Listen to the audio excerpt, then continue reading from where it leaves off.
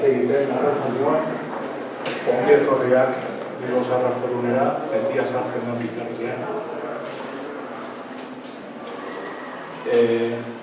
Gaurko saio honekin, hasiera ematen dugu hirugarren hiruhileko jardunaldiei. Badakizue, hirugarren hiruhileko jardunaldiak dioten diala lotuta gure kasuan Arriagako irakurketarekin, klasikoaren irakurketarekin. Aurten Lingue Vasconum Primitiae Etxeparerena. Ez, kategori batek atzo esan zidan bezala, zer liburu irakurreko dute Euskara ialdi plazara? Bueno, hain oker ere, ez dago. Orduan, aurretik hasita, ostegunean irakurketa garrenak, eta hiru egunetan zehar, Etxepare eta Etxepareren obrari buruzko jardunaldiak. Hasi ginen bigarren hiruhilekoan, orduan etorri ziren Patri Urkizu, Itxaro Borda eta Iñaki Aldekoa, eta orain beste lau, gero badakizue, horienak biltzen ditugu liburuzka batian, eta liburuzka hori banatzen dugu, bai forunean eta bai irakurlei. Urtebeteko atzerapenez, aurten banatuko dugu Mariasun Landaren aur eta gazte literaturako liburuan, hitzaldien liburuan, eta aurtengo hitzaldien liburuan, datorren urtean banatuko dugu. Gaurko gonbidatuak, Tere Idazkontza eta Aingeru Epaltza, biak ere oso ibilbide luzea eta oparoa egin duten idazleak. Gogoan daukat, Tere 80an publikatu zuela bere lehenengo liburua, oendola larrogeita bat urte.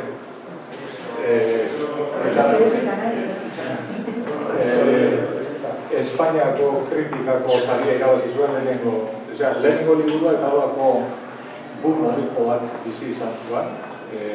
Lehen gogorazi diot, 85an burrikarek edula izaldi bat ematen hauna. Aingeru berriz 85an lehenengoa, sasiak ere begiak baditik, eta gero Urruerrak eta novela mordoa oso ibilbide sari asko irabazi ditu, besteak beste euskal saria, Tigre izanekin. Baina, guk eukidugun arrazoi nagusia gure bi aditu hauek gonbidatzeko, izan dira, Tereren kasuan, Tere poeta da, poesia idatzi duela. Lehenengo liburu hartatik ona, 10 liburu idatzi ditu poesia. Eta beti goitu da poesiaren arran naiz eta 2 liburu eukin gogoetekin. Baina esan egin, beti eta dano dakigu poesia zea berezi bat dela, batzuk esaten dute poesia ez dela literatura. Eta norainoko dauzetan gabiltzan, ez? Orduan, Tereren kasuan, poesia eta Etxepare poesia idatzi zuen. Beraz, beran ikuspuntua erabat egokia ikusten genuen gure jardunaldietarako. Eta Aingeruren kasuan, lehen bezala, esan dudan bezala, novela marbul batzuk idatzi zituen lehenengo fase batean, eta halako batean, hasi zen trilogia bat idazten, Erresuma eta Fedea izenekoa. Trilogia hori 16. mendean dago kokatua. Mailuaren odola, izan bai nintzen Nafarroako errege, eta gure Jerusalen mailu. Trilogia hori, esan dudan bezala, 16. mendean dago kokatua, Nafarroako Erresumaren azken etapa, eta erlijio gerrak, erlijio borrokak, eta gure kasuan Etxepare hor bizi izan zan, apaiza zan, gauza asko, ez da? hain gero ez dakit apaiza izan da, Nafarra da, bintzat, Nafarra Etxepare bezala, Nafarra da, eta orduan badauka nolaiteko lotura hori. Bueno, beste ditez, hoxe dira gaurko gonbidatuak, bihar gehiago eta etxik.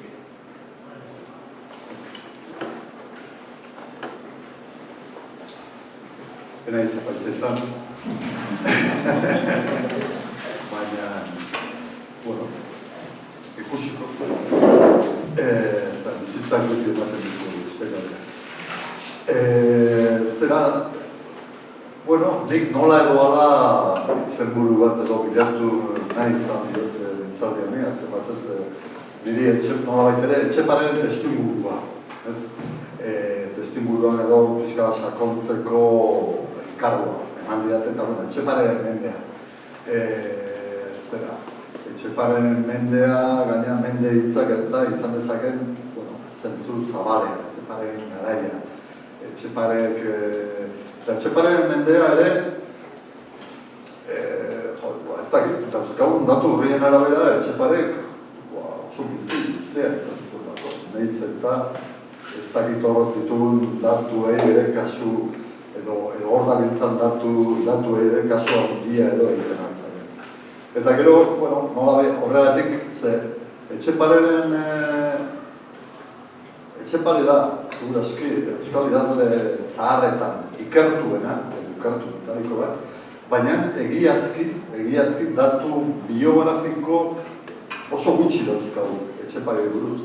Hor, ikusten duzue, hor jarri dudala, parentesi artean, sortu zen urtea, interrogante, galdera zeinu batzuk eta gauza bera heriotzaren urteari dagokionez. Hor da biltza data batzuk, baina benetan ez dakigu. Eta, iruditzen zitzaren ere alako azpititulu bat ere beharrezkoa dela eta beharrezkoa zela eta Etxepareren edo Mosen Bernarden zera kantuian izeneko hor gero uste dute telek zerbait irakurreko dugula igual edo ez dakit, ala ez bada, izan liteke. Eta, baina hor, behin eta berriz aipatzen ditu etxaiak, izterbegiak, ezta? Eta, izterbegiak ez da giren gibeletik herria, etxaiak, arerilloak, ez dira zadan egin, atzetik, gibeletik herria, farrea. Nik, Etxepare nolakoa zen ez dakigu, baina nik ustot oso pertsona umoretsua izan etzela. Nik imaginatzen, nik asular imaginatzen dut oso morroi serioa. Zera bere zeretan ahitzen dena bere liburutan eta ez dakit oso fidagarria. Zera, Etxepare berriz oso tipo, ez dakit, katxondua ikutot izan. Oso, berarekin segurazki itzazpertu ederrak edo egiteko modukoa eta ez dakit garai hartan zerbezarik edaten zen, baina harekin kaina batzuk eta hartzeko modukoa. Nire betza gustatuko ditzen dut. Baina, ez dakit aukera hori, baina, batek baki. Baiza izan daiteken bezala. Igual Etxeparekin, non baitu edo ez baitu izaten da izan. Arra dutena, arra guti dakigu haren biografiaz. Noiz sortua, hor begiratzen bat baitu zuen liburuak, hor dauden liburuak, hor dauden euskal literatura buruzko monografiak eta hor batez ere bi data agertzen dira. Ez dira 13 urteko aldea dago batetik gartzera, 1480 eta 1483. Eta baina, kasu, beti da inguru. 1480 inguru kalkulatzen da, edo pentsatzen da sortu zela, baina bertze batzuek 13 urteko dago jartzen dute haren sortzeko urtea. Eta gero ere, non sortu zen ere ez da gauza segurua. Azkenean, ematen du sarasketan sortu zela. Eta horregatik herri polito hori Sarrasketa da. Sarrasketa dago, Donibane Garazitik 7 kilometrora. Eta Sarrasketan bat zegoen, ez dakit dagoen, bat zegoen etxe bat, Etxeparea izenekoa.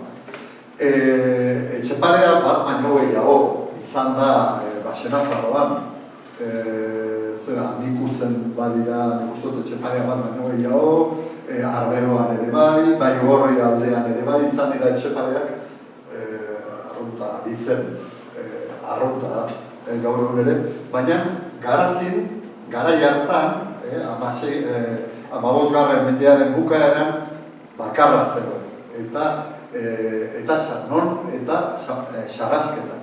Eta horregatik pentsatzen da, beti bere poesietan agertzen da, oso garazta agertzen da, Garatziko berria Amerika dadila. Bere burua oso garazta batzunez, pentsatzen da, etzela Mikutzekoa, baina bere euskara oso garatziko euskara du, pentsatzen da, horrek eraman du pentsatzera, hain zuzen ere, Etxeparea, etxe horra sortu zela, eta beraz Sarrasketa ratzena. Eta beharren kontu bat, Likuzeko etxeari lotua, Sarrasketa etxe infantzoia zen, Kaparen etxea. Hau izan ziren, nobleziaren zerarik bajuena. Momentu horretan, gero biltzatuko gara hortaz, Nafarroa beherean badira bi bando oso elkarren aurkara denak, eta diaria beko noblezia guzia lotzen zen, hori nik uste dut Euskal Herri guzia gertatzen zela, Bizkaian ere gertatzen zen, jakina Araban ere gertatzen zen, Gipuzkoan ere, Balderizo elkarlan, etxe xaloagoak, humilagoak, pobreagoak, nola lotzen ziren, harreman piramidal batzuen bidez, etxe benetako leinuen edo bandoen etxe nagusiari, zen Butroe, Guevara, eta gauza bera gertatzen zen Baxenafarroan. Eta ematen du, Etxeparea hori, Etxepareko jauna, zera Likuzeko etxeari, Likuzeko etxea handiagoari, bakizua Likuzen da, Donapare lotuan, Amikuzen. Zera nola baitere, ari lotua zegoela, etxe horri lotua zegoela. Bando horretako zen alegia. Bueno, ekut ezagun pixka bat, dena dela, 16. mendearen bukaeran munduan Europa zen, orduan. Eta mundu hori ikusten dugu eta dakizue aldatzen ari dela. Bizkundea edo garaian gaude, erdiaroarekiko haustura gertatzen ari da, sekulako goratzea gertatzen ari da, bai jakintzan, bai artean, bai literaturan. Hori, nolabait ere, Europa mailan. Gero, mundu berriak deskubritzen ari dira. Amerika, momentu horretan, edo Amerika, Indiak izan zela, momentu horretan, lehenago ere portugesak, hasiak ziren mundu berriak Europarrekiko, edo Europarren begietarako mundu berriak ziren, mundu horien ziren, ziren berriak.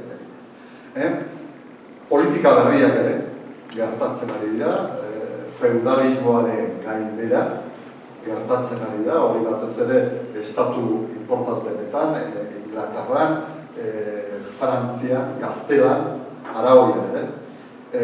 Feudalismoaren gainbera eta botere errealaren sendotzea. Bertzerotu bat, hizkuntzari buruzko ikusmolde berriak, herri hizkuntzen balorazioa. Ordura arte, latinia zen. Kultura hizkuntza, eta momentu horretan azten dira, nola baitere, herri hizkuntzen balorazioa kultura hizkuntza gisa. Eta hori gertatzen ari da, toki guztietan. Toki guztietan edo behintzat herririk edo nazio importantenetan. Eta gero penintsulan ere, penintsula iberikoan gauzak aldatzen ari dira. Eta gauzak aldatzen ari dira, ez hor ere hizkundea zeren mintza egitezke, noski mundu berrien deskubrimendu ez, mintza egitezke politika berriez, mintza gintezke hizkuntzari buruzko ikurmundu berriaz, hor ere gaztelan gertatzen ari baita momentu horretan, baina gauza importanteak ere gertatzen ari dira politikaren aldetik. Erdiaroaren bukaera, edo azkeneko partea, bukaera baino, konstante bat dago penintsulan. Eta penintsulan konstantea da gaztelaren eta aragoiaren arteko talka. Eta talka etengabea da. Batzuetan modu batean, gainera, dinastia aldaketa gertatzen dira, aragoiarrak sartzen dira gaztelako politikan, gaztelarrak sartzen dira aragoiko politikan, oso urte, mende, azken bi mendeak, oso mende gatazkatsuak dira gaztelaren eta aragoiaren artean. Baina, Fernando eta Isabelen ezkontzarekin kontrakotasun hori, etxaitasunean oinarritutako politika bukatu iten da. Eta Frantzian berriz, Frantzian gertatzen ari da goraldi politiko, ekonomiko eta militar bat. Frantziak momentu horretatik, urte batzuk badaramatza, ehun gerla Inglaterraren kontrako gerraren bukaerarekin, orduan, nolabait ere sortzen da gaur ezagutzen dugun Frantzia, baina Frantziak berehala badu kanpora, bere mugetatik kanpora ateratzeko, batez ere ekialdera, baina ez bakarrik ekialdera, ateratzeko sentitzen du behar hori edo politika bat ematen hasten da horri begira. Eta tartean Nafarroa dago. Hemen bi oilarren talka, lehenago 3 oilar ziren, 3 oilar horietatik bi izatera pasatzen dira, Espainia eta Frantzian arteko talka bat dago, lehenbizi gertatzen da Italiagatik, gero berehala Pirineo aldeko fronteragatik, eta tartean Nafarroa gertatzen da. Eta bagizue, ikiari zerrezko zailan. Baina, 15. mendearen bukaeran, Nafarroa ere aldatzen ari da. Eta hor, paretixia hartan jarritu, baina ez sobera. Nafarroa gauzak aldatzen ari da, baina ez hain modu nabarmenean, ez Frantzian, bezain modu nabarmenean, ez Gaztelan, edo Aragoin, bezain modu nabarmenean. Claro, ze gertatzen da, kulturari dagokionez aipatu ditudan guztiak. Nafarroak kulturgunetatik urruti. Eta hor, bueno, jartzen dut pixka bat erditzatxetan, baina da, Iruña ez da Florentzia, ez da Flandes. Iruña oso urrun dago Flandestik eta Florentziatik. Baina hala ere imprenta llegatu da Nafarroa. Eta llegatu zen 1990. Eta nork ekarriko eta Bearnez batek ekarri zuen. Guillem de Brocard. Eta gainera erregek ekarri zuten. Baina, imprenta horrek oso gutxi gaun zuen Iruñean, Logroñora iban baitzen. Nonbait ez zuen negozio aski Iruñean, eta edo Iruñeko giroa nahiko mikatza, hasia zen gertatzen. Eta gainera, Nafarroak ez zuen berz imprentaik izanen, jaina mende erdian. Baina kuriosoa, nork ekarriko imprenta berri hori gainera lehenbizi Lizarran kokatuko zena eta gero Iruñera pasatuko zena, zuzen ere, Guillem de Brocardren alabaren senarra egia delako batek eraman zuen berriz ere, baina 50 urte gero eraman zuen Lizarran. Eta, ikusteko, bakarrik ikusteko, zer argitaratu zuen imprenta horrek. Iruñan bapatean, Bearnez horrek ekarri zuen, erregek ekarrita, jarri zuen imprenta horrek. Batez ere, latinezko testuak Iruñeko eta Leskarko apizpikutzen dago, bakizue Leskar dagoen, Leskar dago, dago Biarn dago, Pabe ondoan, Pauetik kilometro gutxira, hor dago katedrala, gainera, hango apezpikua, ez da Paueko apezpikua, baizik eta Leskargo apezpikua, eta hor daude gainera, lurperatuta edo lortzita Nafarroko azken erregeak. Nafarroko azken erregeak guztiak hor daude. Ehortzita, egun batez ematen bazuet peregrinazio bat egin, zazte eskarrera, baina bueno, eta hori batez ere, latinezko testuak, gero itzulpen batzuk erromantzez, eta hala, nafar batek idatzia, testu bakarra. Latinez ikasteko eskuliburu bat erromantzez idatzia. Eta hori nork idatzi zuen, eta Masparrauta delako batek, eta hori zen Nafarroa berekoa. Baina Nafarroa berekoa edo sortzez edo jatorriz, baina Iruñan bizi zena. Eta behar bada Iruñan ere sortu zena. Horrek bere garrantzia du gero esplikatuko da nazatik. Europa Nafarroa aldatzen ari da, eta 15. mendearen bukaeran, sentsazioa dut, asko hitz egiten nahi naizela, baina, ikusten baldin baduzu, isildu ari. Gaina terek, zatu dago. 15. mendearen bukaeran, Nafarroa ondoratzen ari da. Baina paretesi arte gartzen edo ez. Bai, egia da, hozki aztertuta, Nafarroa ari sartua zela alako sorrik gurpil batean, ezta? Eta ahultze etengabean zegoela ari nahirugarra bideaz geroztik, lurrez, gero eta txikiagoa.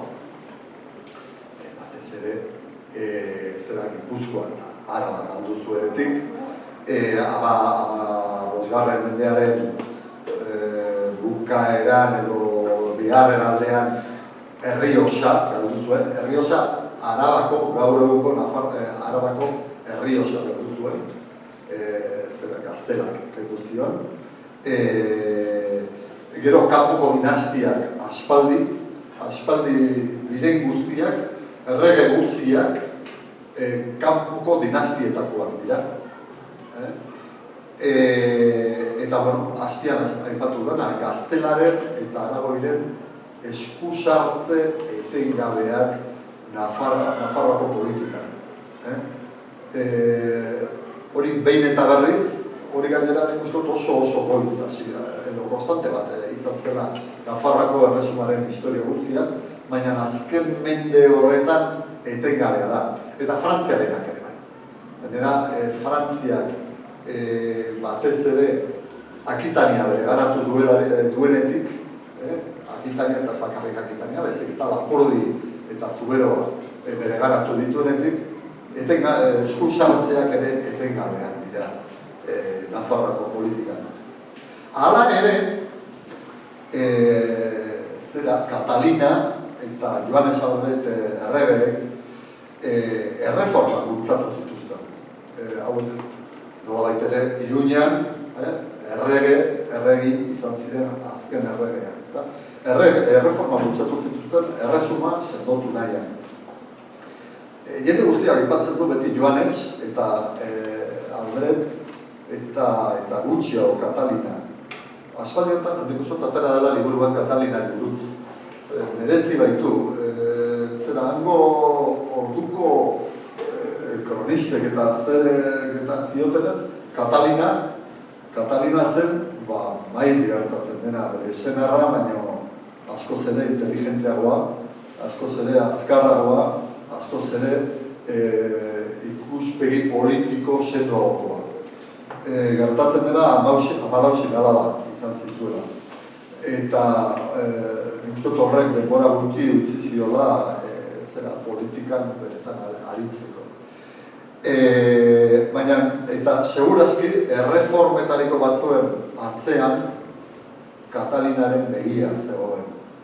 Orduan, koroa indartzeko xedea pixka bat Europan gertatzen, momentu horretan gertatzen ari zen horren arira, ez? Koroa sendotu, koroa indartu eta nobelezia ahuldu. Gainera, zera, ez dut aipatu, baina gertzen da, mende erdiko gerra zibila zeraman Nafarroak momentu horretan. Aramontesak eta Beamontesak zirela. bi bandoen artean, eta nola baitere, gerra hori, ez ziren 50 urte eterik gabeak izan. Gerra, bakealdi bat, gero berriz ere pistatzen gerra, gero berriz ere bake bat irauten zuena, eta baina, momentu horretan lortzen dute, 1807an, zer importante bat, eta da, lehenengo kondea Nafarroatik bidaltzen, Gaztela bat bidali zuten, eta hori zen, Beamontesek burua, Luis Beamont, zen, eta horrekin bederen momentuz gerra zibila bukatu zen. Baina oso beren erregealdia aldorretatik, adibidez, alokezko ziren, baina ez ziren Iruñan sartu ari izan, Katalina eta Joanes, ez ziren Iruñan sartu ari izan errege gisa eta Nafarroko erregeak izan arren, Iruñeko hiriak, Beamontes aritzen, ez zirelakoz ateak irekitzen. Behin baino gehiagotan agertu ziren Nafarroko erreginak Iruñera, beren hiriburura, eta beren hiriburuak ez ziren aterik irekitzen. Zergatik, Beamontesak zirelakoz, eta Beamontesak eskontza, Nafarroko Katalina erregea, Joanes Albert Bearnesarekin eskontzaren aurka zeudelakoz.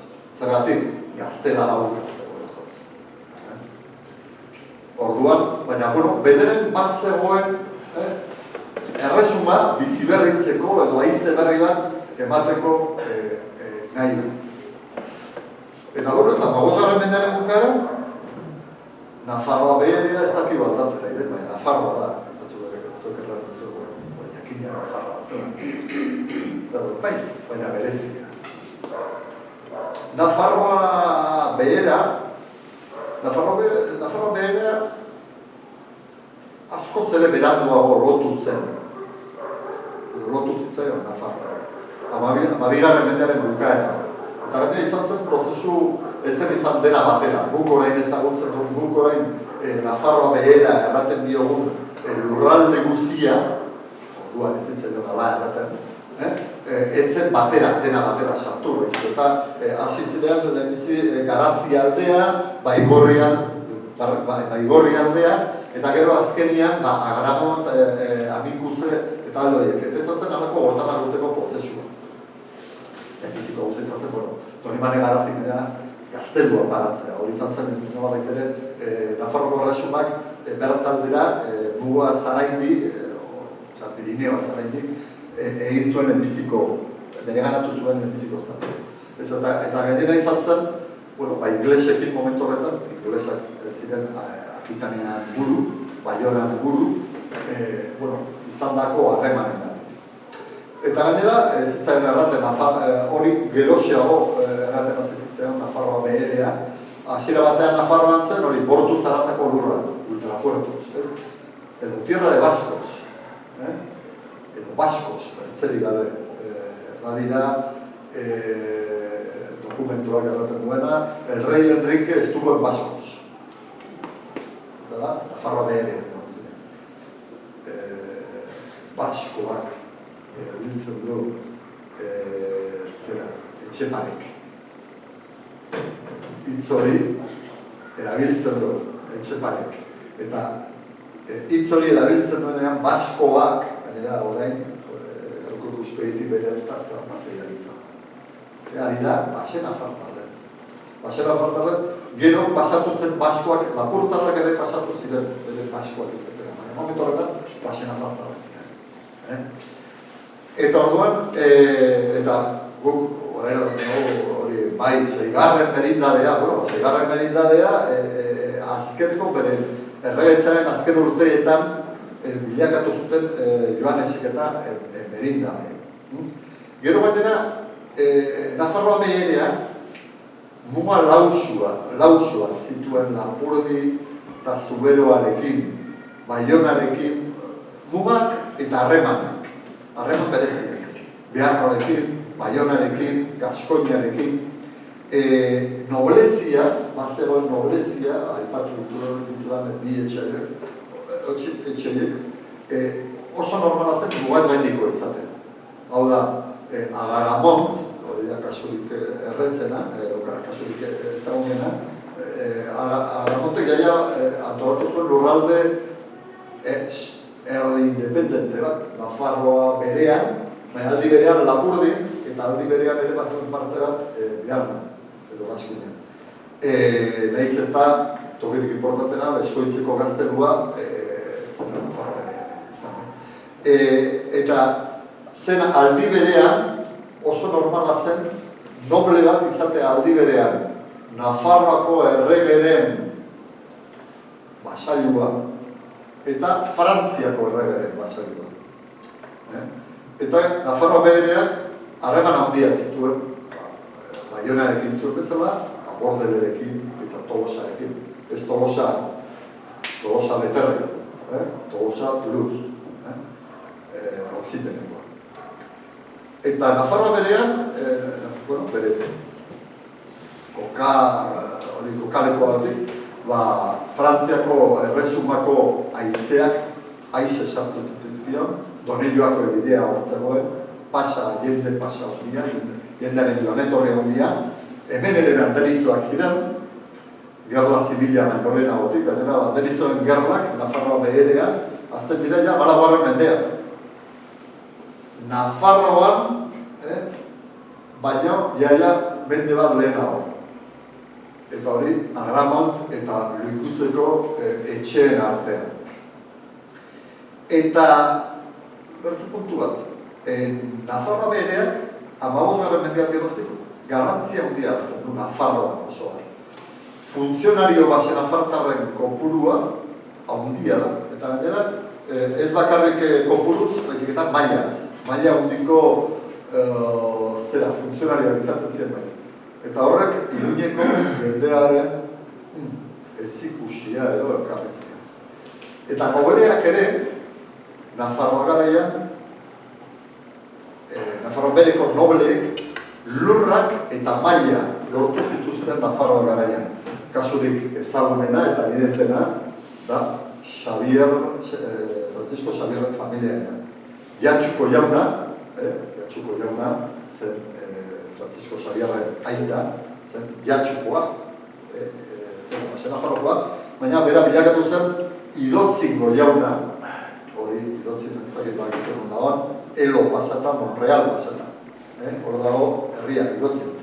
Eta Xabierko gaztelu zaina, hau da, Nafarroako kargu militar importantenetariko bat. Eta horiek denak basenafartarrak ziren. Mintza gaitezke elite basenafartar batez? Ez dakit mintza gaitezken. Baina mintzat adierazgarria da. Basenafarren presentzia Nafarroako erresumaren nolabait ere izatezko nolabaiteko elite bat, jende ikasi baitzen. Eta gau, hor itzula izazen gure protagonistara, elizgitzua natzen, apesa zen, abadea. Hori ez da garai hartan, hori oso normala zen, horreintzu arte, primua etzena, oinordekoa etzena, lehenbizikoa etzena, normalen apez izaten zen edo soldatu. Kaso honetan apez. Badakigu Iralarreko retorea, hori badakigu.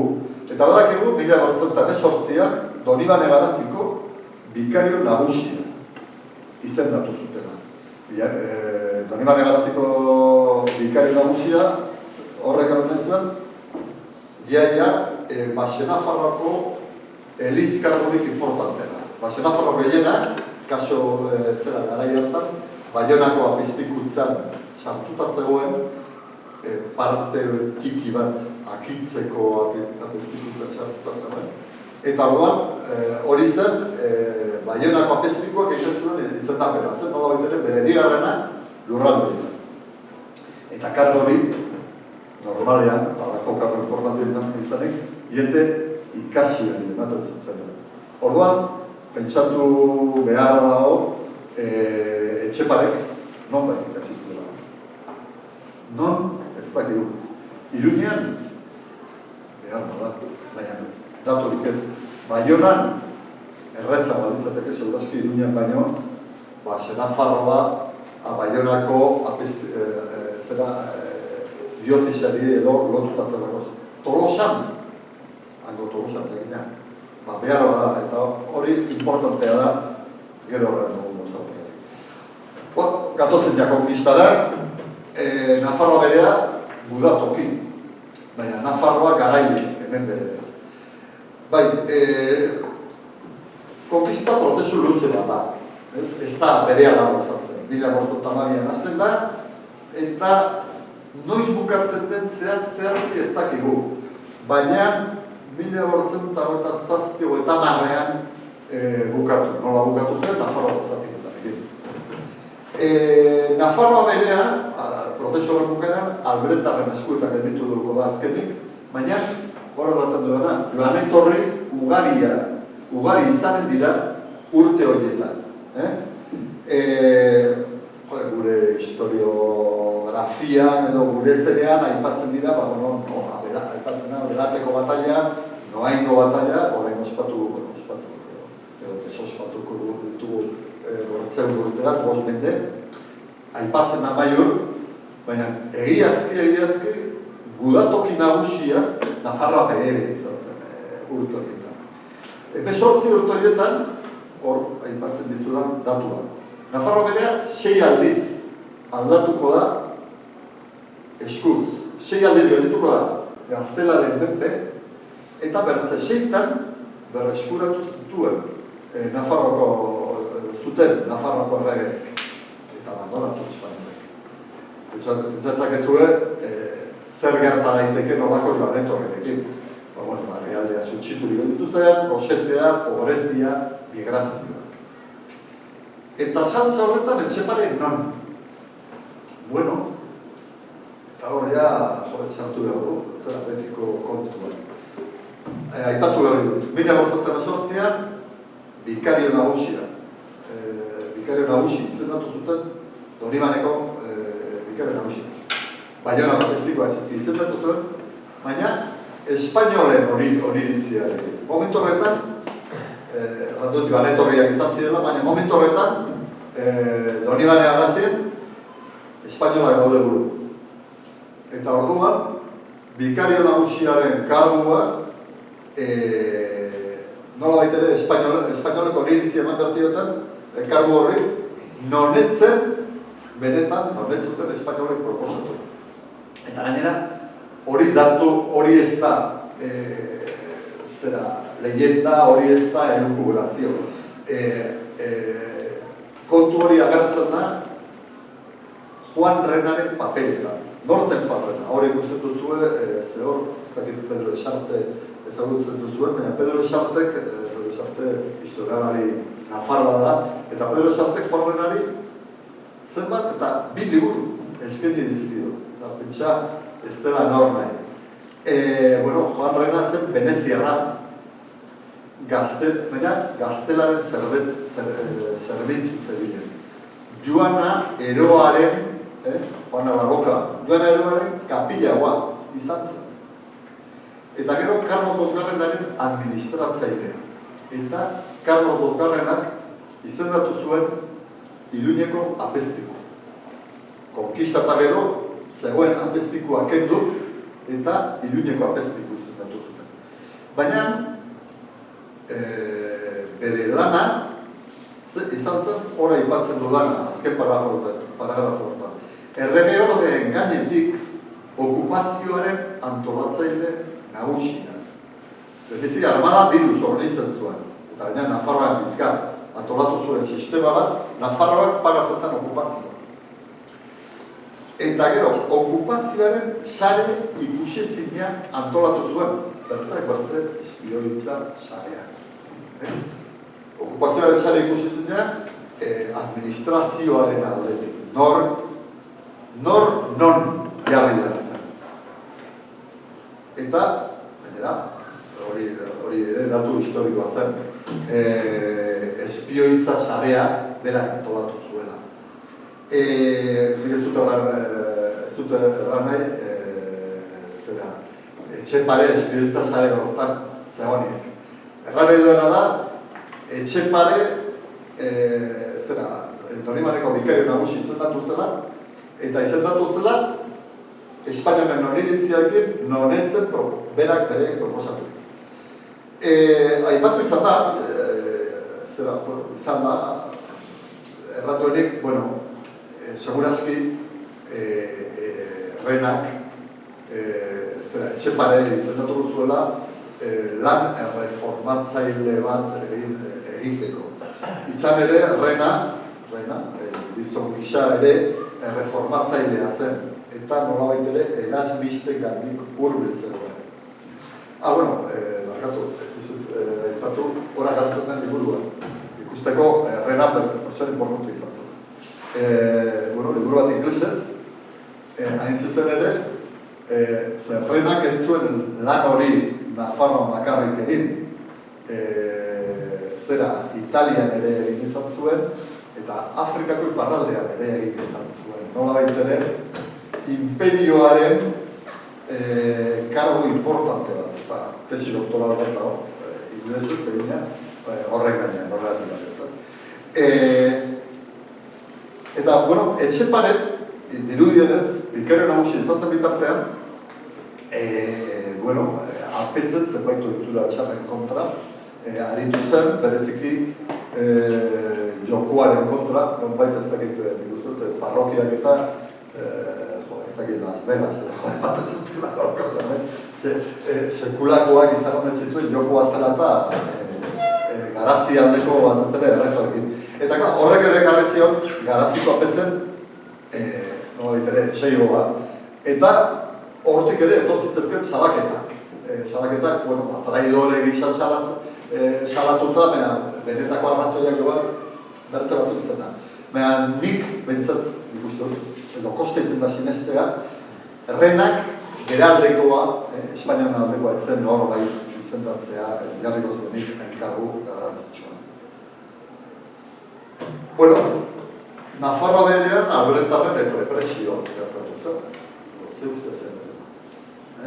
Nafarroa garaian Carlos Bongarrenak errepresioa antolatu zuen bezala, Nafarroa berean, Enrique Bigarrenak Nafarroko erregeak ere antolatu zuen errepresioa. Eta biek zazituzten sariak eta zigorrak ez. Eta horitura da, Nafarroa berea etzen alberetarren esku gelditu leialagoa izateagatik Nafarroko pretze parte batzuk baino. Baizik eta, geografikoki, Nafarroa berea defendatzea oso zaila zelako. Biarna ondoan izan da, Zuberoa ondoan izan da, Lapurdi ondoan izan da, Nafarroa berea defendatzea militarki oso zaila zen. Horregatik alde zuten espainolek. Ez bertako biztanleek orokorrean Iruñekoek edo Lizarrerrikoek edo Tafallaldekoek, baina ez dakit leialago jokatu zutenako. Kasu lik ezagunena, Lukuzeri, Lukuzek parte hartu zuen, espainolen alde gaina militarki parte hartu zuen, hasieran ez, baina gero bai. Eta, izan zuen bere saria, gazteloa erretzideten, gaztelorik gabe, eta gaina lurri gabe utzi zuten. Gero atzerriratuak izan ziren, Joanes, kasu ezaguna, Joanes Ugarte Donibanikoa, bere familia, Ugarte de San Juan, intelektual ezaguna, espainol ezaguna, Donibanen sortu zen, bere familiak hautatu zuen Espainiaren alde ies egitea, eta saritu zuten horregatik, gero saritu zuten Espainiak. Orduan, hemen ere represioa izan zen, eta tokatu zitzen Etxepareri. Hor galdera bat egiten dut, Etxepare Nabarrenko zen. Hor Nabarrenko zeko bertze aholku bat. Behar galdera bat imazazte, zoazte Nabarrenko zen. Toki edarra da, eta Nafarroko erreginen ziudadela garrantzitsu bat dago. Ziudadela garrantzitsu bat, oraindik Etxepareren garaian ez duen gaur egun duen itxura, baina presonde gisa funtzionatzen zuena. Nafarroko erregeen etxaiuneko. Nik hemen galdera ikurra egiten duen. Hor, Nabarrenko zen egon zen, Pamen egon zen, ez dakit. Baina hor sartu zuten preso, bekatu dute bat. Baina, badakizuen, bada garai bat zigorrerako eta bertze garai bat ispidetzerako. Eta hori ez da Pedro Sánchezek asmatua, hori Biblian heldu da. Eta orduan, 1950ean, bakea etorritzenean, zatiketa de facto gertatu zen, eta desleialetako markamenak egon ziren. Berea, Carlos Bosgarrenak ere gauza bere egin zuen, noble nafar gehienekin, eta gaina lehenbiziko amnistia 1923 zen, bere otorriko ziren antzeratzeko. Eta horiek orokorrean berreskuratu zituzten titulok etortasunak. Lukizek ere, berriz ere, berrera zuen bere gaztelua. Eta gure Mosen Bernard ez zen itzuli Baionako bikariotzara, baina Eieralarreko behintzan zera parrokia da bai, retoretza da bai. Bakeak zatik eta sendotu zuen, baina ideiak dantzan eman ere bai. 1940etik aintzina, Frantziaren eta Espainiaren arteko gatazkak segida izanen zuen, baina Nafarroan etzen berriz ere ez invasiorik izan, Nafarro aldea, Nafarroko muga etzen fronte bat izan. Egon ziren momentu batzuk jaia fronte bat antolatzekotan, Nafarroko erregeak ez ziren ja berriz ere, Nafarroko erreginak barkatu, Nafarroan sartzen saiatu. Bakean egon zen muga hori. Nafarro berean erakundetzea gertatu zen. Erakundetzea, baina Donapaleura iban ziren, erakunde gehienak. Donibanen honbait oso zontxitu, basikio izan zituen, eta oso zontxitu. Egoera ekonomika hobetu, Frantzia aldeko isuria areagotu. Eta gaina Frantzia momentu horretan mugimendu evangeliko bat gertatzen da, elite intelektualean. Mugimendu evangeliko horrek Bertzelako eliza bat nahi zuen, eta nolabait ere Frantziako eta Euskal Herriko protestantismoaren aitzindaria, edo aitzindaritzat, aurrekaritzat edo daiteke. Eta baberle nagusia, evangelikoen baberle nagusia nor, eta Nafarroko Margarita erregina. Eta hau izan zen Frantziako errege Frantzisko lehenbizikoaren arreba, baina garaiko idazle ospetsuenetariko bat. Tameronean egilea eta Joana de Albereten ama. Bake giro horretan mamitu eta gauzatu zen Etxeparea lana. Gure apeza, bere garaiko gizona, gainera, imprimatu nahi zuen bere lana.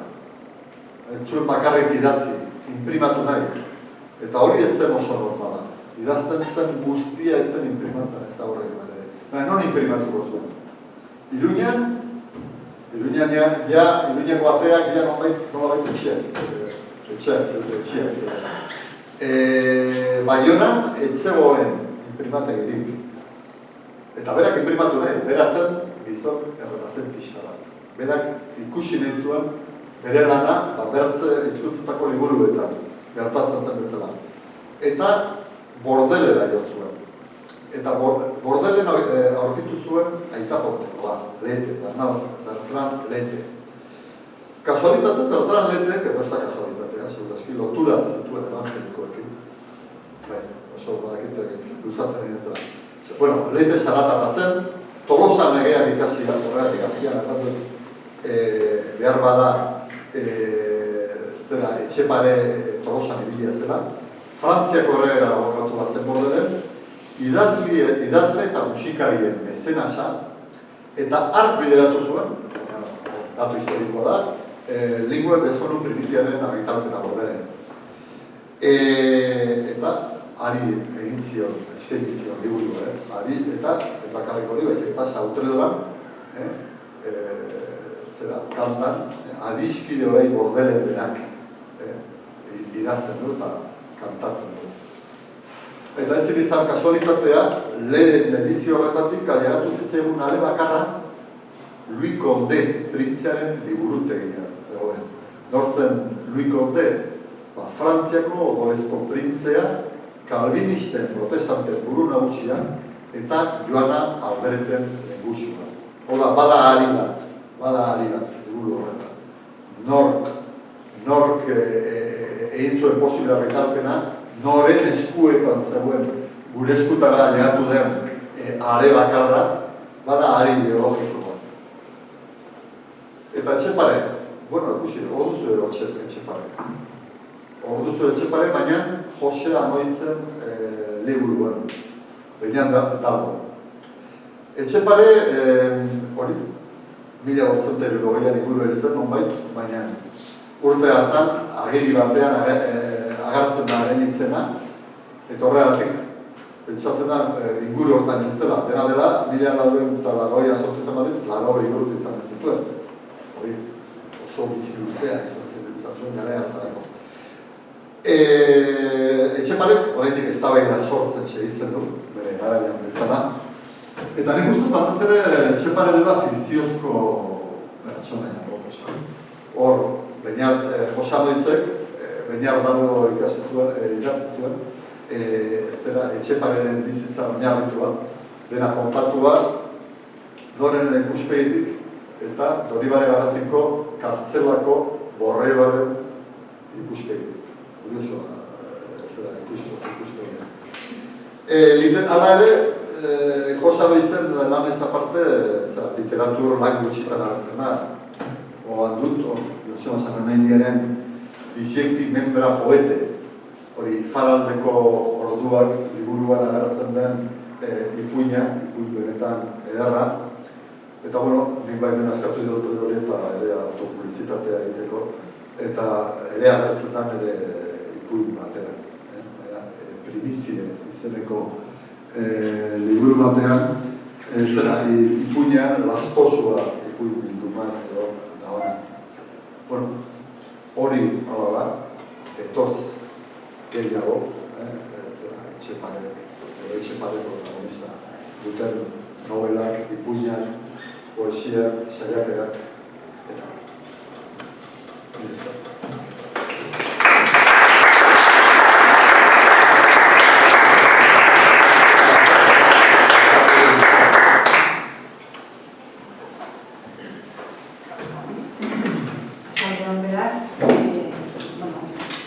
zaila da, beste batu aria eten eta ezketan astea beraz egiten naiz, aria lotuz oskurotik egin gabe sartzen gaiak. Nahi pantzak, pixkat Nafarra Erresumako mugimendu politikoak eta estatu ditu. Garbi dago, mugimendu politiko horiek 16. mendean eta 15. mendean bazituztela aldeona eta alderantzia, ez? Aldeona zen helburuak edo, zerraitik egiten zen dena, eta hori zen erlijioa.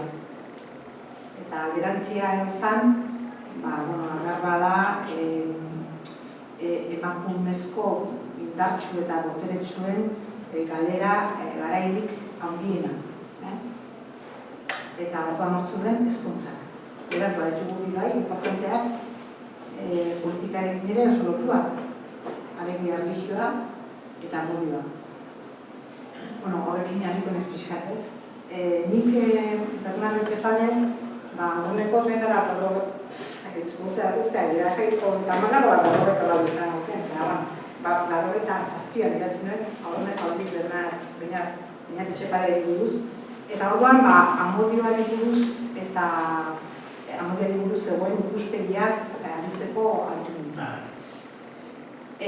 Orain, ezakit, amodioaz nekatuta edo asetu gabe nola egon nahi zen.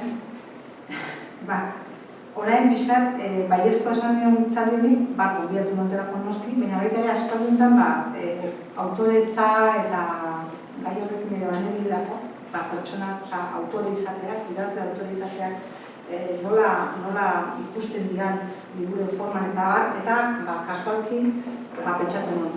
1991 jaso behar dut, nire pentsamendu gota honetan. 1991an jaio ziren, uste dudanez, Loiolako Inazioa hartatu, oin santu esaten dutena, jaio zen Martin Azpirikuetan, jasotaren osaba, Nafarroan bai Loiolako Inazio eta bai Azpirikueta biak Erroman hitziran, santutasun nahi, eta baita ere, 1992an uste dut, jaio zen Margarita Lenzonikoa, gero Margaritako Margarita Nafarroa izango zen. Orduan, garai hortan egin eta pentsatzen, ia garaia eritsi da eta erreposatu berda eta apur bat gure binatz etxetan. Eskan ikustu dut, testuinguru politiko hori eta kultural hori liburuetara nola txertatzen den adierazten saiatuko naizela apur bat, eta atzaitu uste zintzirik jarri nahi.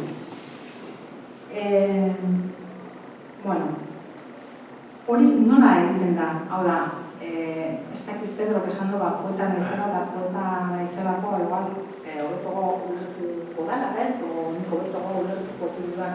Baina, egizateko badaukat honako zea bat, kezka bat, eta kezka hori da euskal literatura klasikoari buruz ez dagoela interes handiegirik gure letretan. Ni filologia ikasen denean, batez ere, linguistika ikuspegitik, euskalkiak eta aldaketa fonetikoak eta fonologikoak eta aztertzen ziren eztan. Eta gero, ez dakit zergaitik, oso gutxi hitz egin da beti liburuek esaten dutenaz. Oso gutxi aipatu da, sorginkeri zartan adibidez, euskal letrak non egon diren.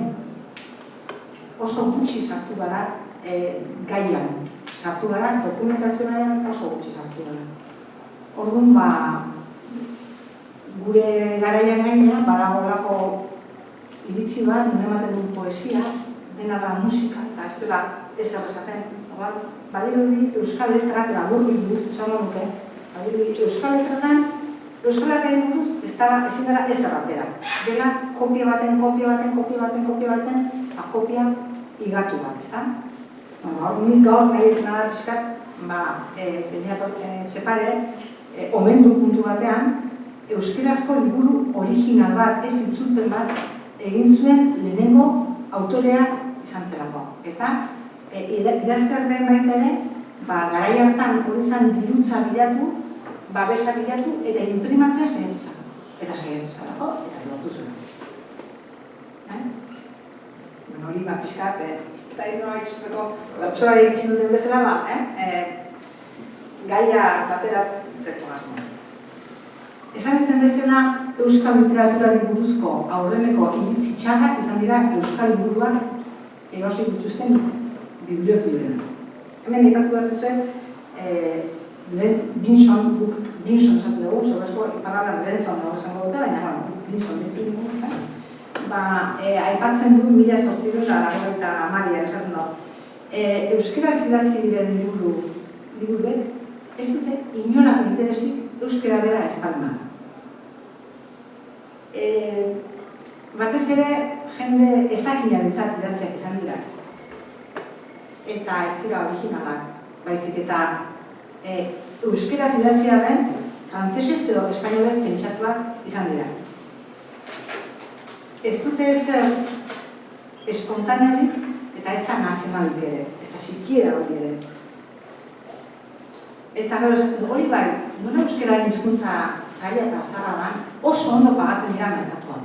Hau da, bibliofilo hauek, orain arte erosten duten bezala, orduan, bilatzen zituzten liburuak. Beraz, nolabait euskal letrei buruzko interesa edukiztuen jendeak berak hasieran ez dio inolako garrantzirik eman euskaraz idatzi denari, baizik eta beti formala izan da, eta nire garaian filologiako ikasleen izenan ere araxe sentitzen hon, hemen inoritze importa nola tortura erakusten duen Joanes Etxeberri zinburukoari, manual de bazionekoan, ez egin inori importa, eta milaka lehor idatzi ditu informali buruz. Milaka.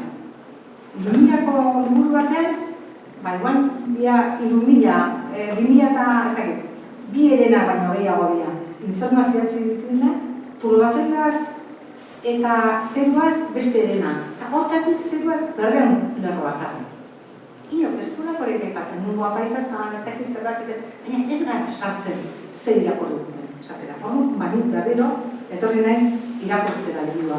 Baina, etorri naiz irakurtzea liburua baita ere, edarea gehiago gaudeten ez ere, malizi pixkatekin. Eta pentsatu dut, bueno, irakurri behar dut, ez bakarrik liburuak esaten duena, baizik eta literatur kritikan paratestuak esaten dutena. Zer da paratestuak? Paratestua da, adibidez hau da Etxepareren edizio bat, nik gaztetan neukana, hau da beste bat neukana ez? Orduan, hasi gaitezen izenburuetatik, hasi gaitezen marrazkietatik, hasi gaitezen egilearen esku gutxi asko egon zitziken guztia aztertzen ikusteko zer adierazten egin zuen Etxepare. Saiatuko naiz, 20 minutuan edo, fiskat borobitzen. Bueno, hartzen bali badegu lingua baskonen primiziek. Hau da, liburuaren portada fiskat ondizioa. Aurreneko gauza ikusten dugu izenburua latinez dagoela. Latinez dago. Erosi batzuena ere zain izango baserrita maizterra zana. Bezik eta latinez zekina eta irakurtzen zekien. Bigarrenik ikusten dugu izenburua, lingua baskonen primizie. Esan nahi duena gutxura bera, euskaldunen hizkuntzen hastapenak, hasikinak, hasierak. Oso importantea da, beha konstiente da, aurreneko aldizari daga zerbait egiten.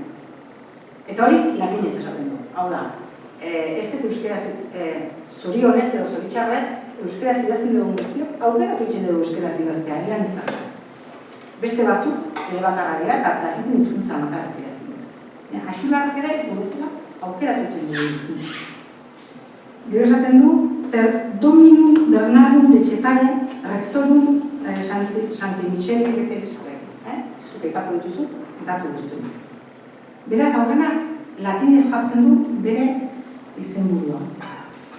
Garrantzia handia dauka primiziek dalako horrek. Zeren eta liburuaren amaierara iristen garenean ere, berriro latinez, aipatzen du esaldi bat, David Principium, Melior Fortuna Sequatur, nolakona. Alegia, hasiera xume batek, ondoren hobe bat ekartzen du. Beraz, nolabait behar baduta arrotasun bat, bera aurreneko badalako inklinatzen du. Bigarrenik, agertzen da zigilu bat, ja esplikatu du, konde oso pertsona importantea izan da, baita kondetarrak ere, ondarri garrapatzera planeta ere, oso noble importanteak izan ziren. Frantziako resuman, harren ditut egitik. Espainian aldekoa izango zen, baina Espainia aldeko zuten erori liburu da. Ez dakit, Espainia edo Gaztea, ez dakit, ez du. Liburu bat badakago bintzen. Liburu hori ez da apenas kontuan hartua izan, 20. mende hasiera bitartean.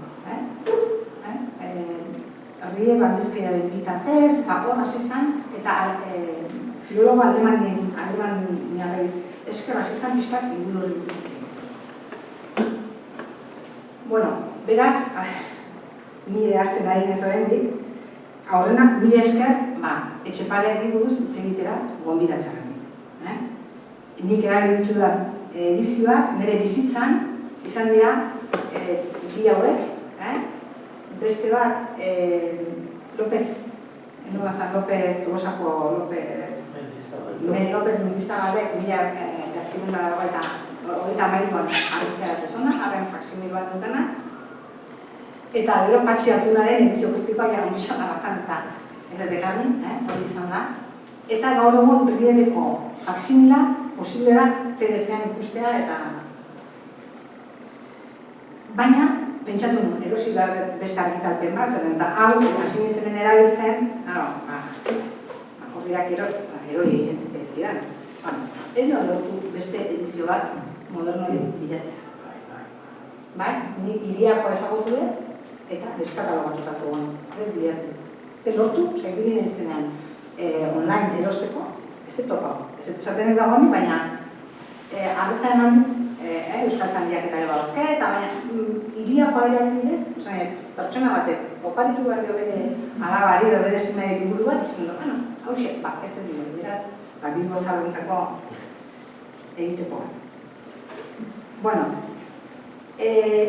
bigarren gauza bat garrantzizko, esan dugu latinezko izen hori, astapen hitz hori ere importantea da, netzako bigarren elementu bat importantea da, irudi hau, eta nik uste dudanez, bakarrik bi irudi agertzen dira liburu honetan. Bat da, azalean, eta bestea da, hitzaurrearen amaieran. Hau ere iruditzen zait importantea, eta oso jende gutxiri ikusi dut arreta jarri denik, ezta? Hasteko, 16. mendean eta etzan oso erresa liburuak argitaratzea, tipo batzuk mobilazioan egorrezkoak eta beste batzuk bestelakoak, baina marrazki bat eramate ere, etzan bate erreza. Gure aurreneko autoreak, bazukan libua, bazukan azalpidea, bazukan indarra, liburu hori jartzeko baita bi marrazki. Ez da, uste dut garrantzizkoa dara, eta eman nahizuela, egin zuen lanari garrantzia. Eta aukeratzen duen kuadroa ere, begire ibili naiz, eta uste dut esaten zaila Stabat Mater edo. Ni egizateko telesite izena dut, eta literatura klasiko asko usatzen zaila dana ez, liburu horretara asko irakorri ditu, baina ere ekonomik Stabat Mater esaten zitzaien. Hau da, horreleko irudia, Jesukristo gutxitzatua, eskubian dago, bere Jesukristoren eskubian dago bere ama, negarrez, eta ez semeari begira, ezin jasan izrezela semea aita dagoela, eta semea begiratzen dio amari. Ez du esaten aita ez erraitik abandonatu nazu. Eta hemen dago amari begira. Eta gaztego zeatenak igual ez, baina zartxoa geanak ez, zein izan ziren, Jesusen aintzadanez azkeneko ditzak. Eta hemen, gizon bat agertzen da, pentsatzen den gizon bat dela, botoiak eta dauzkalako, eta zaten dut, hori segur asko San Juan izango da, eta kuriosoa da, San Juanek begiratzen dio Jesusi eta gora, eta esku dauzke hola bezala, edo horrezatzen bezala, eta berriz Amaberginak, ez dio Etxepare eta Amabergina ditzen bezala, eta Gradona, dauzka hola besoak. Galdutako una bezala, edo, hau da, bere postura. Orduan, ia irudi horrek ere, esan nahi du, liburu moral bat idaztera dut horrela. Moralarekin, zerikusia daukan, irakurketa bat ezin duguna ahaztu. Eta bigarren irudia, hau ez dakit ze klasetako izangoan, baina nire ezagintasunean iruditzen zara, da Jesukristo, zehar bat mazaten da, gurutze horretan ostoak bezala daude, berpizkundea edo izan nahi duken, baita holako gurutz bat ostogune erdian eta hiltzeak edo deketukean beste osto batu. Gero da, bien geru, horietan ere, Jesus berriro dago bere eskubira begira eta ezkerrekoa ura ere hola dago, beste postura bezala, eta haiken ez pentsa zer da hemen azpian dagoena. Eta ematen duguna, ez da gana esan, atorra edo troxa edo umeak erabiltzeko manta bat edo biltzekoak, haingero eltzen diote. Beraz, nola baitzeteko da, berpizkundea. Hau, esaten ere zen hau, importante ditu zait, zuk humore epatu dezulako. Nik hemen humore pixkat, ez da, handi bila baina, rintza baditu, ezta? Baina humore baino gehiago, bai iruditzen zait, dara, izango zala. Etxepare gizon positibo bat. Gizon aurrera egiten duna. Hasiera gor batek, ekartzen du, ondoren hobe bat. Eta kurioski, hartzen dezuenean,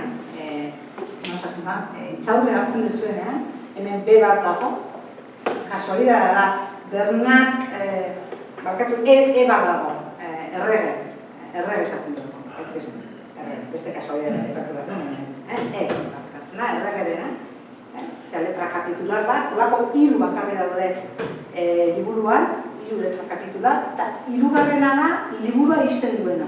Horreneko da, hau, itzaurrea, eta bigarrena da poesiak hasten direnekoa.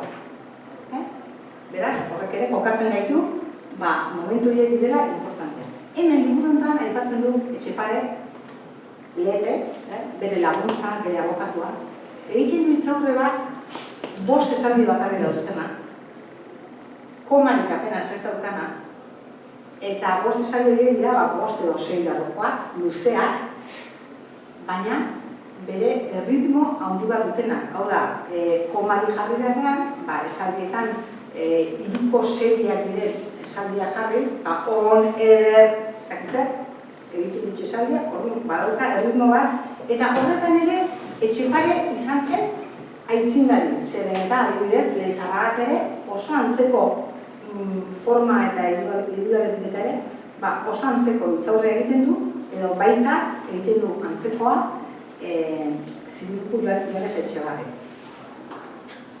Interesatzen zait forma aldetik azpimarratzea hau, zeren eta Etxepareren izan zen baitere lehen testu prosazko idatziz imprimatua, ez idatzea, imprimatua.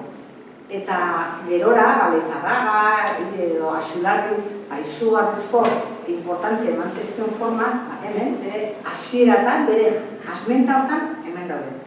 Eta asko gustatzen zait nola botatzen duen, ezta? Zertarako idatzi du liburua? Hemen zuetan biletuko alde. Bueno, hemen txeno, baina.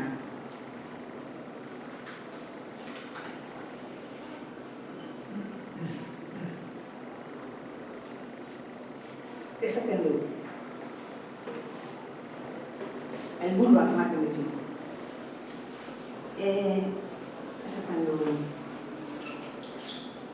Nola nahi dituen kontinua eta publika mundu guztietara eta baskoek bertzek bezala duten bere lenguaian eskribuz zenbait dotrina. Zenbait, ez esaten dotrina kristabaztu. Zenbait dotrina. Eta plazer hartzeko, solas egiteko, kantatzeko eta denbora iragaiteko materia eta ginen direnek gero duten kausa aboro haren abantzatzeko. Hau da, nolabait aurreratzeko, hortik aurrea, kantu gehiagoa gitaratu dutzen eta. Obligatu giren guztiak jainkoari otoitz egitera dizun mundu honetan prosperoki bizian eta bertzian parabizuria, amen. Zertarako egiten du guztiago? Mundu honetan ondo bizitzeko eta urrengoan hobeto bizitzeko. Hau da, ez hemen gezki bizitzeko, ez bizi desordenatu bat haragizkoa eta munduzkoa eta edukitzeko, eta urrengoan hobetogo izan bari. Eta gero bukatzen du, amen. Alegia, alabedi, uste du. Amen, uste dut, alabedi. Eta amen hori agertzen da berriro prezeski Mosen Beñat Etxepareren kantuiaren amaieran. Han ere, bere bizitza kontatzen du, eta Etxepare hori buruzko pentsamenduak egiten du. Orduan, beste gauza bat ere garrantzia handikoa da, hitzaurreetan askotan esaten dara topikoa. Eta da, nola, berak esaten duen bere burua, esaten Lete aipatzen duenean, esaten du, Bernardo Etxekarrekoak haren zerbitzari txipiak gogo honez, oraintzi, bake eta osagarri eskaintzen dio. Txipiak, hau da, behar, gizun hau, talentu bat izan zen garai hartan 16. mendean, oso garai fuertean zen eta Espainia komuneroak ziren eta uste Hernanin ere komuneroak, berrogei ingururtan ere, beraiek ere altxatu zirela, gerraz betetako garai batean, liburu hori argitaratzeko.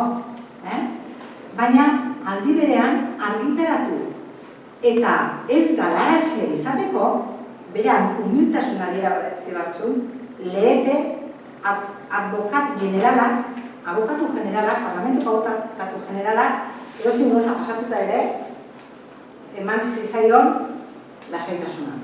Uste dut gaina, Lete izan zara, izendatu zuena, San Michel edo bueno, orduan, nolabait hori da testu inguruan.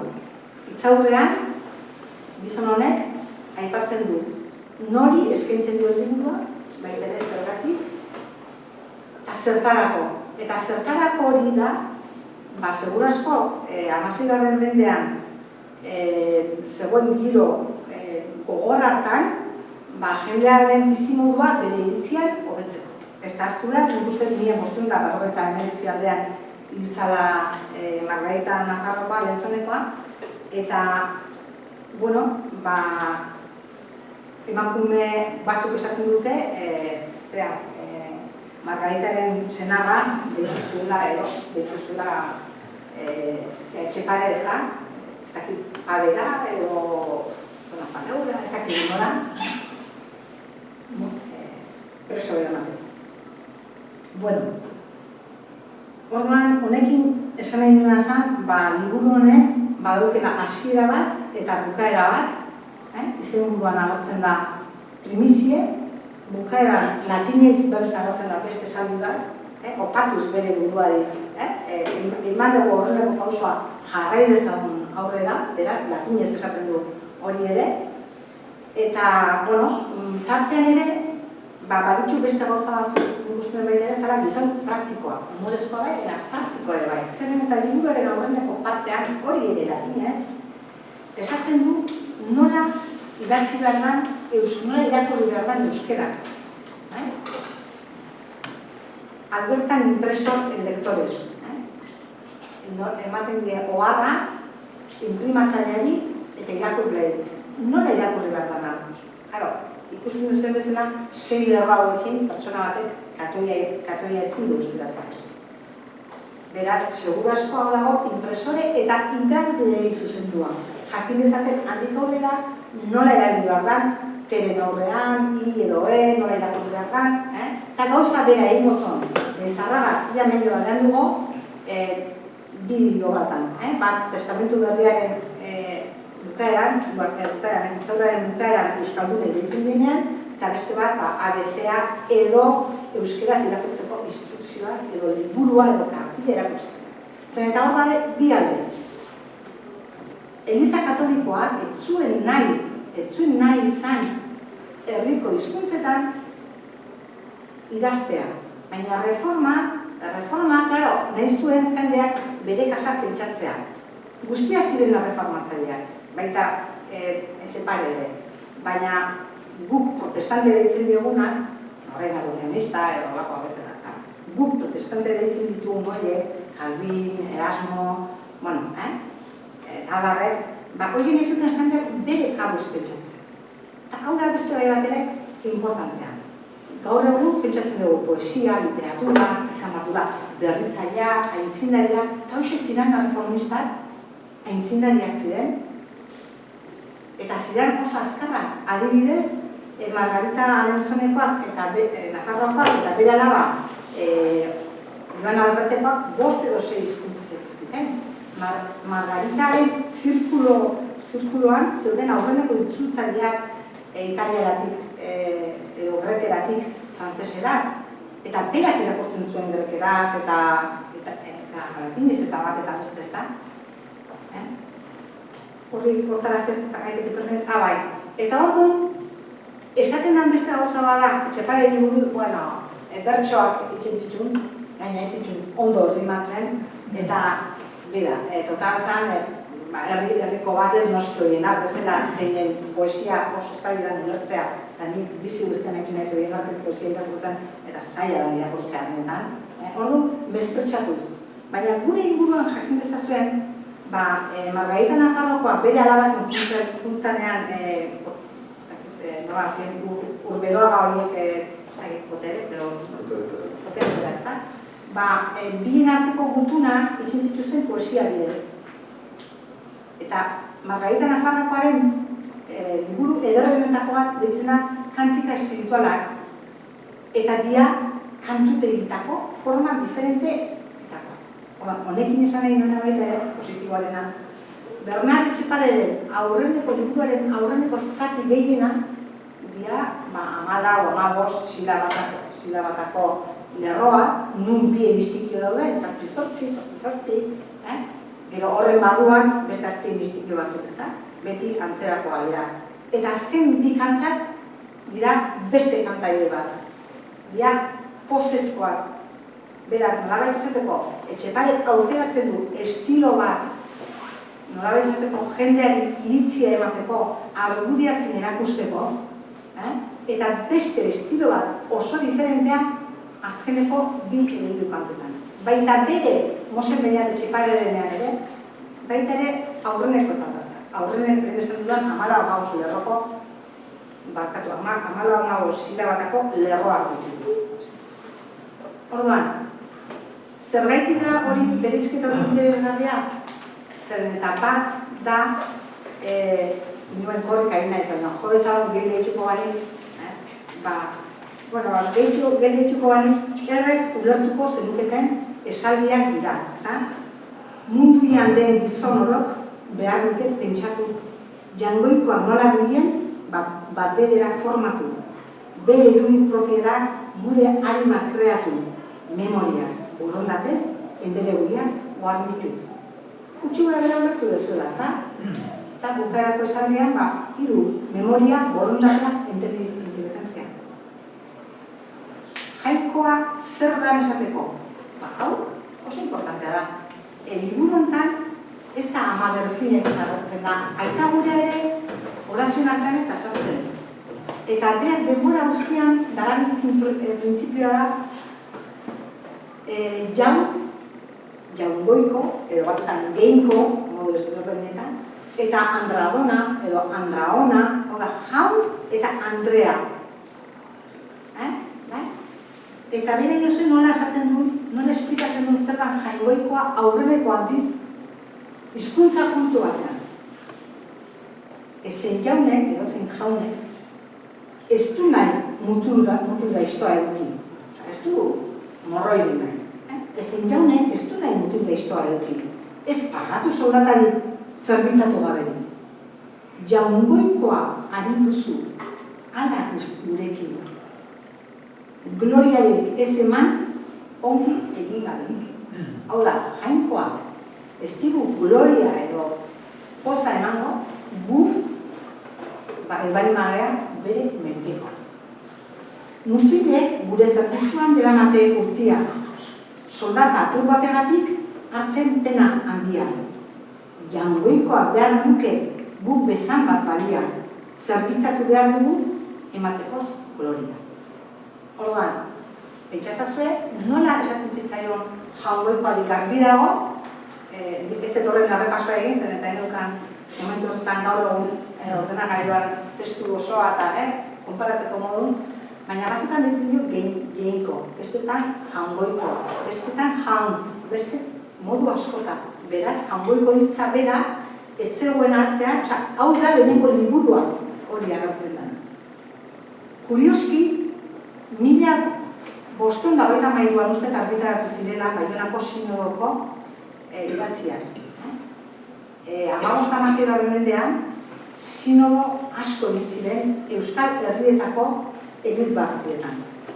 Nik ezagutzen duten azkenekoa, 1580 gehiago guztia, baina nik ezagutzen dutena, 1586koa, Iruñakoa, nik uste dudan nola bizi ziren apaizan.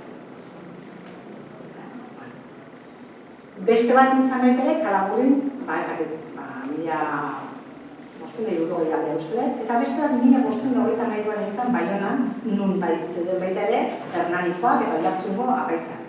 Eta, haren ondoren, nolabait baimentzen da, euskera eta beste hizkuntzatan ere idaztea. Orazio batzuk, 10 aginduak hemen ere agertzen dira. Aita gurea, eta zerbait ama Virginiari buruz. Arreta eman dit, liburu honetan aita gurea ez agertzea. Ez dakit zerbait idan, baina, Ameriko 30 urterako, igual zerbait intentuko den. Baina ez da oso normala ez agertzea aita gurea doktrina kristaua dokan liburu batean. Gero, Arizmendik, Arguñaratze, asko kidatzen dituzte, degoten brebeirioak, eta ama Virginiaren ofizioa. Baina ama Virginia ere ez da testu honetan, igual eskapatuko zitzaidan bakarren bat, baina ez da arruntena. Beraz, esan edezake, liburu hau ez dela kanonikoa, ez dela beste baten itzulpena, eta inkisizioak harrapatua izateko arriskua handia daukala. Kontu izue, liburu honen ale bakarra horretzen dela. Adibidez, Loyola Ignaziokoa hiltzea zegoela, eskatu zioten behin baino horietan bere bizitza kontaz ezala. Gogo honez ez, baina obeditu beharrez, kontatu zuen. Batzuk ditzen dute peregrino, euskeraz badago itzulia.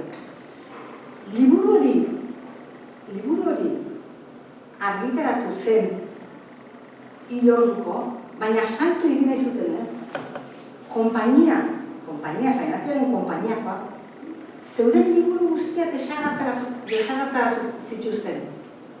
Eta bakarrik bat, 18. mendean berriro itzuli zen, imprimatu zen herberetan, liburu hori, latinez, eta espainolezko bersio originala horreneko parte bat luzea da, hori 20. mendean bakarrik atera zen. San Ignacio Loyolako liburuaren liburu kanoniko guztiak. Beraz, gertatzen zan batzutan liburu batzuk eskapatzea, baina eskapatzen ziren liburu horiek erre egiten ziren. Eta nik uste dut, hemen irakurtzen baldin badugu doktrina hau, ez dezagun pentsa danik Beriainen o Betogazaren meza entzuteko estiloa bezala edo katezismoa bezala. Dauka forma bat jarraitua.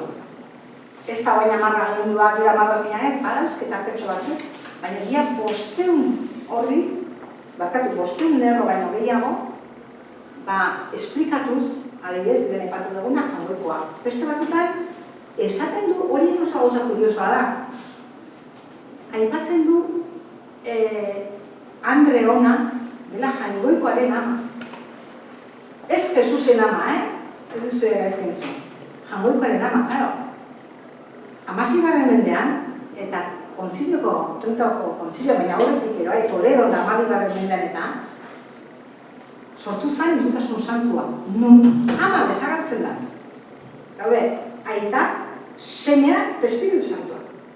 Hoxe da espiritu santua, amarik ezan. Hori da, Jesusen jaiotzaren milagroa. Kurioski, ez dut topatu, irutasun santua, esateko ez dut egin hori buruzko azterketa sakon bat, zertu pixka eta ditu naiz, beste hor batzutan, ez da. Orduan, dotrina hau, nahiz eta askotan esaten da, dotrina honek baduke arren influentzia eta beste arrean noski, baina eske garai harteko liburu erlijiosoak, ez zeuden pentsatuta gauza berriak asmatzeko. Hori da, Espainiako konstituzioa, Euskal Herriko Erkidegoko estatutuak edo aforamentu legeari buruzko zerbait egitea, beti jungo zehatzeraka. Ez dago berritzeko pentsatua, baizik eta hobeto esplikatzeko. Orduan, niretzako, Etxepareren liburuan, ez da bakarrik importantea ze orazio agertu diren, baizik eta zein ere agertu ez diren. Bueno, pasatzen dira kantu erregiosoiek, direnak liburuaren ardia baino gehiago, baina bukatzeko horretek, eta bukatuko edo. Eta agertzen dira amodiozko literatura agertzen da. Amodiozko literaturaren buruz, idatzi nuen aspaldi, eta orduan ere, esan gauza importanten esan zen, bueno, a ver, ez du emakumeen kontra hitz egiten. Emakumeen alde, probetxuzkoaren alde hitz egiten dugu. Zegoen literatura misogino bat garai hartan, handia. Eta sentidotan, Etxepare ez da misoginoa, baina ez da ere, garai hartan ere existitzen ziren, emakume beste modu batetara pentsatzen zutenak. Bai? Eta hor ere, dauka postura inteligente bat, erakusten duena da zein amodio ona. Amodio ona da, inteligentea, apaizo egin ikuspegitik, ez nahi, nola amodioa, nolakoa izan behar duen amodioak, adierazten du. Eta gero, aipatzen diren azkeneko 8 poemetan, agertzen dira jota galdatzea, amodiozko horrek elementua, eta beti dira elkarrizketa batzuk. Baina ez dira Nahiz eta amodiozko elkarrizketak izan da, bakit bezala poesia amodiozkoan ia beti dago nizu bat, ni penatuan nagoen eta zu konkistatu nahi zaitudan hori baina gehiago dago ia beti elkarrizketa bat nun gizonak gehiago eskatzen duen, baina emakumezkoak badauzkan argudioak esateko, ez da ona, ez dakiz zer. Ordan nolabaitzeko, bada erakusten arituko baliz bezala jendeari zein diren argudioak ondo bizi alizateko. Amaituko dut, Sotrela eta horrea etxi baino lehen, Mose Berniat Etxeparerekin ez da. Horre ere, bere bizitza zaida, Mose Berniat Etxepare aipatzen du bidegabe aritu direla berarekin eta guzti hori, baina esaten du, nik eman ditut maginak adibide bestentzako. Gaizki daudenean ondo portatzeko eta nor izateko. Eta niri ere orain tokatzen zait, beste pulpitutik emandako argudioa niretzako hartzen, ez? Eta sentidu hortan ere, oso erritmo ona duke. Bukatu ingo den eta bi apaldi irakurriko dizkizu. Ongi egitez, gaitz sofrituz behar dugu salbatu. Pena eta miseria nik enuien dastatu, orain dakit. Jangoikoak enun nahi dandatu, ebenene penatzean, zaidanean horitu. Urte una behar dizu, bizir, suian untxa purgatu. Eta bukatzen da. Libertatia gogoratu askatasuna hitza 20. mendea arte, kasi hitza berari, eta bakarrik iztuetak erabiltzen zuela dantzariaren gorputz askea esateko. Libertatia nola baita, gauzetako hobena, gatibutan egoitia, ala pena gaitzena. Ni bezala ez dadila otoi edor engana. Ez etare itzorotan fida ere gizona. Jangoikoa, zuk begira, niri ere zuzena. Amen. Bueno, amen batekin bukatu beharrean, ondorio batzuk esango dizkizuet, eta ez dugu amodio zitzeingo. Baina, esan nahi nukena da, berriore duren Bensonen ajunda, euskerazko literaturan ere badirela gauzak, entzutekoak eta ikastekoak eta konparatzekoak. Beraz, gure 16. mendeko testuetatik, gure 17. mendeko testuetatik, ikus dezakegu zein bakoitzak nola esplikatu dituen gauza, nahiz eta kristautasunekoak izan. Bigarrenik iruditzen zait, idazle potente bat zela, eta elitzatekela posible izango hainbeste hitz gaur egun arrunta direnak, baina garaiatan arrunta ez direnak, gure belarrietara sartzea, ez bali mazan izan, poesiaren erritmoiekin. Epatu ditzagun, gloria, grazia, hobena, bekatua, apelatu, potestate, exekuzionen, judizio generala, horako hitzez beteta dago liburu hori. Orduan, etzan errezara sartzea. Eta zuen ikusi, 20. mendean, Sabino Arana eta saiatu ziren hizkuntza aldatzen, nola ez dugu ez ulertzen urrutizkinak eduta. Bertsoa sartu zuen, bertsoan sartzen zituen, eta izan zen goza importantean.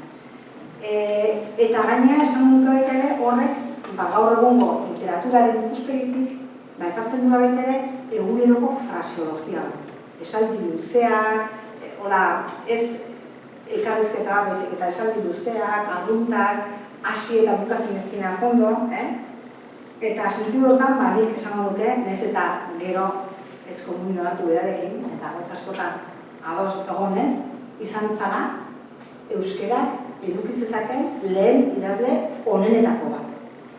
Eta ojala gu hasten garenean gure ideiak aurrenekoz, poesietan, eta ez dakit nun da bakit nun sartzen, ojala guk ere asmatuko garen du, bera bezala beste gauza batzuk esan ez. Mila esker, bizkorra ditu naiz, eta espero dut bukatu zaitu batean.